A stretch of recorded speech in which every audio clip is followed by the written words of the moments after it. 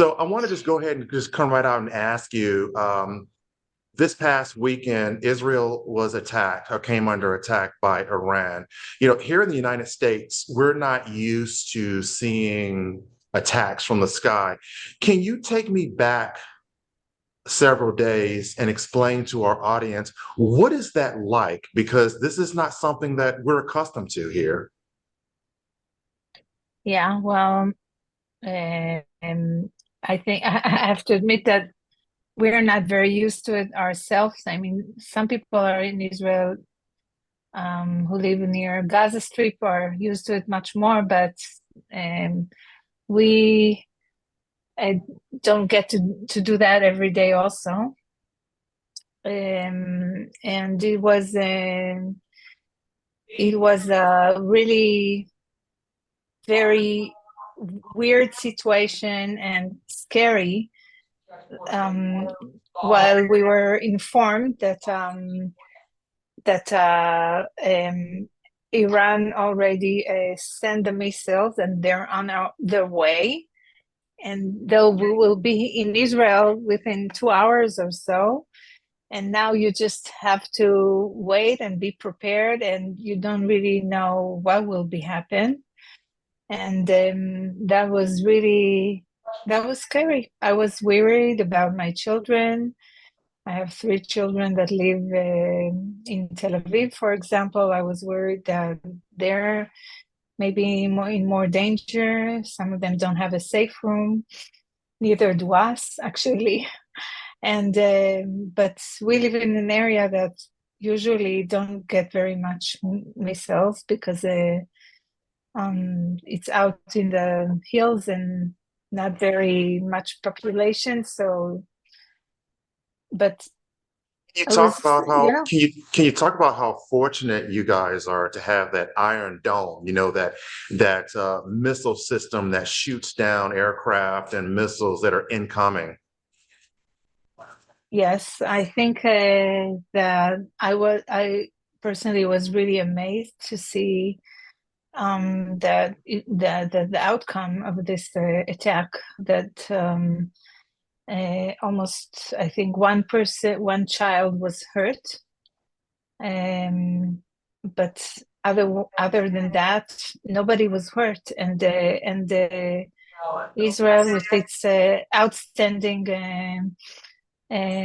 system of Iron Dome and the aircraft that were all up in the air and fighting and shooting and taking the missiles down before they got into land on our country.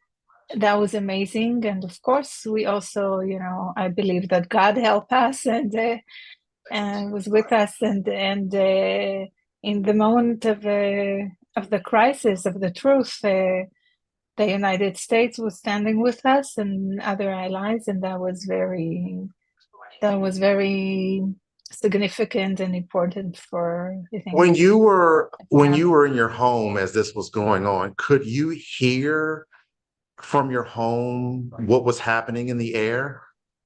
Yeah, we were sitting, in front of the television and trying to be updated.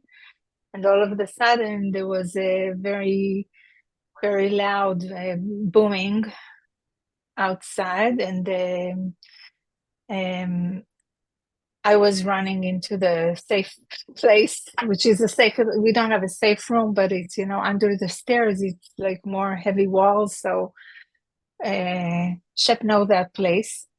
And so we were standing there, and my husband and was running outside to see what's happening, and he saw the missiles, the Iron Dome were I don't know the word, but Putting them down, uh, basically. yeah, Yeah, yeah.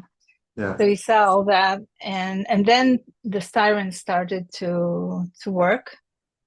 So which means that it could be dangerous in our place, and we all should go into a shelter or to a safe room. You talk about how Um, scary is that though when you hear that first boom and then you hear the sirens going off. I would take it that has got to be one of the most scariest moments you've ever experienced. um, yeah, I think it's really scary, you know. We have like a very small space in where we squeeze together, and we have a shelter, which you have to run because they say that once the siren went on, you have like a minute and a half to that you should go into a shelter. And so for me, it's too much of a distance to run. And but my son was saying, "No, I'm going to run to the shelter." So, and I was screaming, "No, no, you stay here. It's the siren already. Don't go, don't go." But he was running. So he ran there. So I was worried just he'll make it. And and because he was home with these two of his friends, so we didn't couldn't really squeeze in that small place we have. You And know, I'm curious. my son was running with the dog from the upstairs, and we were all like squeezing there, and we didn't know what to expect. I I wasn't I wasn't hysterical, but it is really scary. It is really scary, and I think that was very unusual for us that like you know that the missiles are doing their way to your country or to your you don't know where, and you just sit there and wait for them to fall on your head. So this is like really, I don't know, You know, I'm curious. like unreal situation. Yeah, I'm curious because you brought up your kids, and I was just curious. You know, how do parents there in Israel explain this to young children? Because I'm assuming that this is a conversation that a lot of parents there are having. Yes, but you know, unfortunately, here in Israel, we deal with it constantly. I think that um, since the last half year, like since October 7th, um, we don't have words to explain to ourselves what's happening. And it's very difficult to stand in front of your children and explain them that people were, you know, invaded in their own houses, were raped, were killed, were murdered, were slaughtered, were kidnapped. What can you say to your children? What can you say really to yourself? I Because mean, not only do you have this situation with Iran, but you know it was just what almost 6 months ago you had a situation with Hamas that came into your country. They killed people, they raped people, they kidnapped people. You know, so I can only yeah, imagine what that conversation has been like.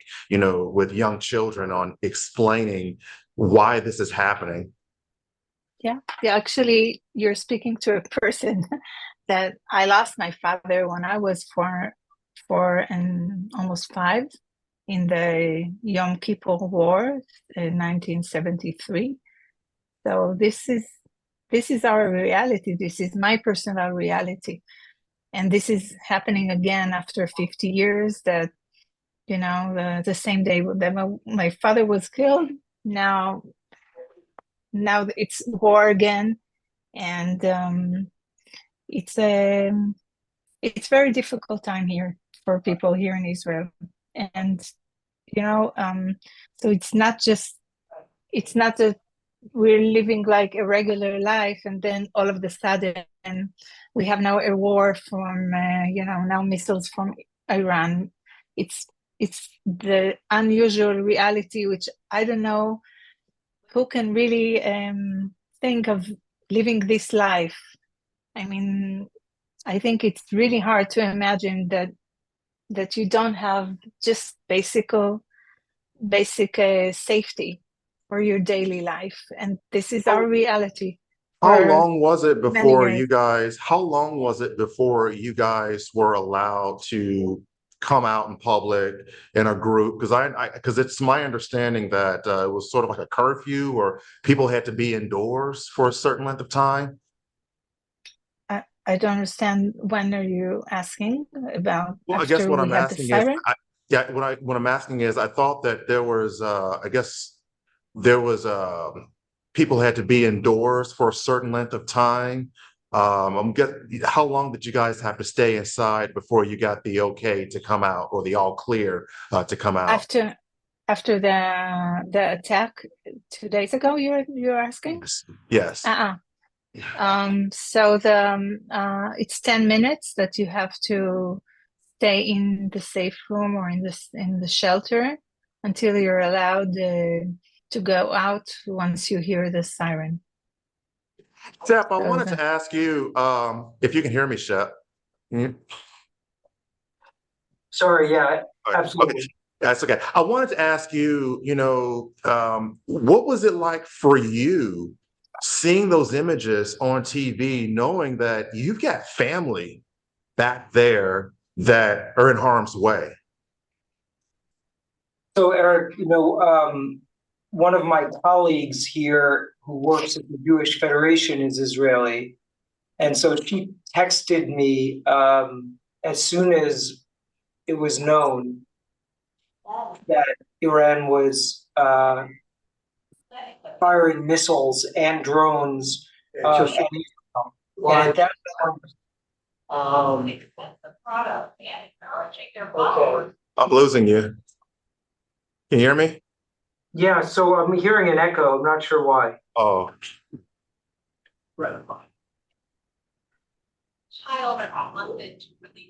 are you okay? Can you hear me? Yeah, but I'm hearing some other voices that aren't mine. Do you know what Oh, those are? it's probably on my end. Yeah, we're in the newsroom, so there's all kinds of noise in the newsroom. Okay. Sorry. So my colleague let me know in the early afternoon that missiles were headed to Israel, and it would be 3 or 4 hours before they got there. And so we were sitting worried and trying to understand, is this real? Are they going to land on civilian areas? Are they going? So my wife actually sent a message to Orit and to one of her sons and some of our friends and said, we heard the terrible news. We're praying for you. Please let us know.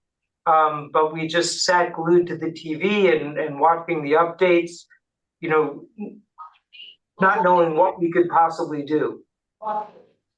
But like you said, even for you, that was a scary moment, being thousands of miles away. Knowing that our family was threatened and wishing that there was something we could do to help them, all we could do was to send them notes and to say that we're thinking of them, that we're praying for them, that we love them. Reese, I have another question for you. Can you hear me okay? Yeah. Oh, it's for your cousin. So, Eric, before you ask or read a question, I just wanted to mention I don't know if you would like to ask about this or not. But when Orit shared with you that when she was 4 years old, her father volunteered in the defense of Israel during the Yom Kippur War when, at that time, before the peace with Egypt attacked. She grew up without a father. And just a few weeks ago, Orit, I don't know if you're comfortable talking about this, she was asked to meet with families who have now been put in the same situation because their fathers have been killed by Hamas. And Orit volunteered to try to share how it was that she was able to grow up without a father and to be okay. And Orit, you met with some of these families a couple of weeks ago. Is that true? Yeah, that was true. Actually, we had 2 sessions like that already. And yes, it's very painful to see that so many new families joined our very big family of of loss and lots of little children who have this now, to grow up with this hole in their heart for the rest of their life. Yeah. Well, I wanted to ask you, given what you went through as a child, you could say you lost your dad, and you know that months ago, so many people were killed in a terror attack there. And then now you have this attack from Iran that just happened several days ago. I'm just curious, how are you handling this mentally? Um, and personally, I think I find out that I have like I think a good mechanism, and and in the the moment that you have to act, that okay, you do what you just have to do, um, but um, but I think that everything is much more emotional. Um, I think people here in Israel for the last few months are, I see it everywhere, are like walking with this stone on the heart. I mean, how could you possibly live your regular life? And you do have to function in your regular life, but you you just wake up in the morning, in your weekend, in your holidays, you just think of the people there kidnapped in Hamas this moment. I mean, little children, women, young women, elderly people. I mean, every time it catches me in my stomach, this pain, and I think, how are their mothers functioning? How they're waking up for another day? I think this is our reality, really, in this last month, and this is really painful. I have other people have here in Israel the pain that they carry for many years, but this last few months have been really very difficult, very difficult.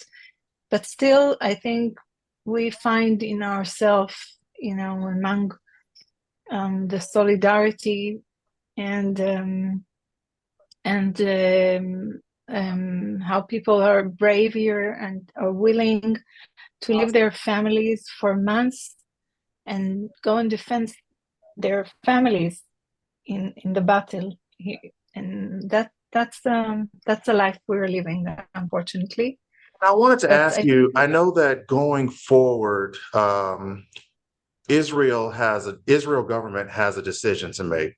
One decision is, okay, do they focus more on these hostages that have not come home, or should they shift focus to retaliate against Iran, or try to deal with both at the same time? How would you like to see this play out in terms of what should happen next? Should the government focus more, do you think, on getting those hostages home versus another retaliatory attack against Iran? um, I think I'm not sure that you have to deal one thing and don't deal with the other thing at the same time. I think we must deal with both things at the same time, and I think that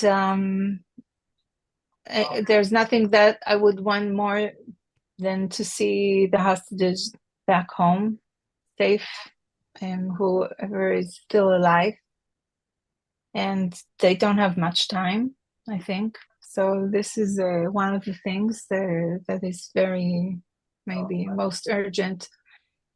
But also at the same time, I think that Israel really has the right to defend, the right and the obligation to defend itself. And I think that none other nation would just, welcome this largest attack of missiles ever in the history and just sit quiet and don't do anything.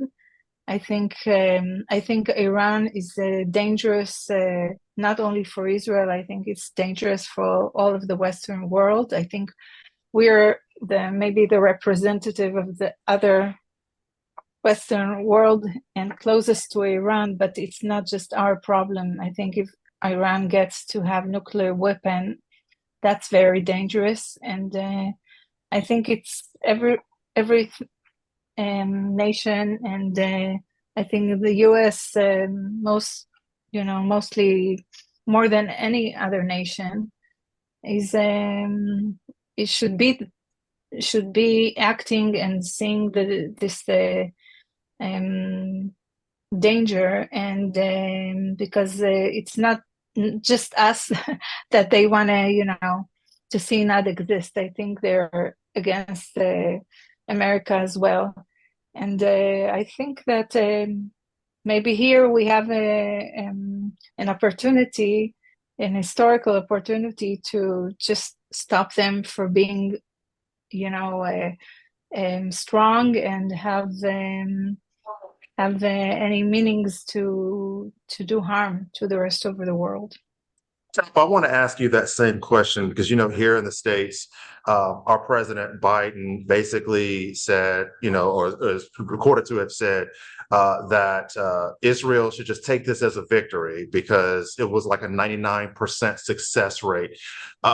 With you having family there, and with you, I know going back there following the attack by Hamas, do you feel that this should be a fight on two fronts, or do you think that the government should maybe focus more on getting those hostages back? Again, I don't think it's either of them. I think that we have to do everything we can to get our hostages back. I think we are dealing with the worst enemy, and they don't care much about life of civilian, unfortunately. And I think that at the same time, I think none other nation would just sit quiet after it being attacked as we were. And I think Israel maybe is the only nation that doesn't have the right to defend itself. I don't see any other option that New York would be under attack of missiles, or France or Britain, and they would just, okay, we weren't hurt, so that's fine. This is our victory. And also, I think that what I read and hear that in Iran, like, they have very little support of their own civilians. I think most of the population of Iran doesn't want this victory of the Ayatollah and whatever their name is. Shep, I want to give you the opportunity to also answer that question, because I know there's so many opinions to that question. So I can't answer it any better than my cousin just did. But I want to emphasize that the reason we had this horrible massacre that you described, Eric, as an invasion, a massacre of civilians, rape, and the beheading of babies. It's because, Hamas had tried many attacks before. And because those attacks caused limited deaths and limited Janine is driving over there to check it out for herself, but I don't. Since those attacks only caused limited deaths to Israelis, the feeling was, well, we'll just call it a success because we blocked the last attack. And that continues to be a success until it isn't, right? And that's what we saw on October 7th, was that finally, with the help of Iran, Hamas figured out how to get around the expensive high-tech defenses that the U.S. had helped Israel install, which were supposed to be foolproof, except they weren't. And so this is almost the exact same thing. We had a great technological success in taking down 99% of Iran's missiles this time. And so the idea that we will just wait and say, well, it's a success, we'll wait until they find a way around it. I think if it was anyone else's family, they wouldn't be satisfied with that strategy. Gotcha. Thank you guys so much for taking the time to speak with me. I really appreciate being able to have the opportunity to talk with you guys and to get your perspective on this, especially yours, because like I said, I understand you're there, and you now know what it's like to be in that position, and to hear the sirens and to hear the explosions and things like that. So I thank you so much for taking the time to speak with me. And I also know that it's pretty late there in Israel. Yeah. Okay, Thank you. thank you. Thank All you. right.